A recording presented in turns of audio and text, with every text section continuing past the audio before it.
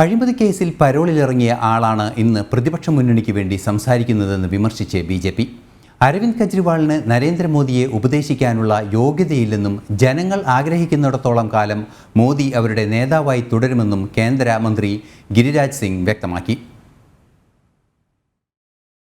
മദ്യനയ അഴിമതി കേസിൽ ഇടക്കാല ജാമ്യത്തിലിറങ്ങിയ ഡൽഹി മുഖ്യമന്ത്രി അരവിന്ദ് കെജ്രിവാൾ പ്രധാനമന്ത്രി നരേന്ദ്രമോദിയെ വിമർശിച്ച പശ്ചാത്തലത്തിലാണ് കെജ്രിവാളിനും പ്രതിപക്ഷ മുന്നണിക്കുമെതിരെ ബിജെപി നേതാക്കൾ രൂക്ഷ വിമർശനമുയർത്തിയത്. അഴിമതി കേസിൽ താൽക്കാലികമായി പുറത്തിറങ്ങിയ വ്യക്തിയാണ് പ്രതിപക്ഷ മുന്നണിക്ക് വേണ്ടി സംസാരിക്കുന്നതെന്ന് കേന്ദ്രമന്ത്രിയും ബെഗുസരായിൽ ബിജെപി സ്ഥാനാർത്ഥിയുമായ ഗിരിരാജ് സിംഗ് പറഞ്ഞു. ജനങ്ങളെ കൊള്ളയടിച്ച് അഴിമതി കേസിൽ അറസ്റ്റിലായ കെജ്രിവാളിന് പ്രധാനമന്ത്രി നരേന്ദ്രമോദിയെക്കുറിച്ച് സംസാരിക്കാൻ പോലും യോഗ്യതയില്ലെന്നും ജനങ്ങൾ ആഗ്രഹിക്കുന്നിടത്തോളം കാലം മോദി അവരുടെ നേതാവായി തുടരുമെന്നും ഗിരിരാജ് സിംഗ് വ്യക്തമാക്കി. केजरीवाल डरे हुए और अभी तो जेल से पैरोल पड़ा है, बंदी है जी।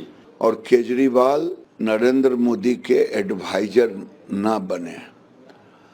देश की जनता जब तक नरेंद्र मोदी को चाहेगी देश को दिशा देंगे, भारत को विश्व गुरु बनाएंगे।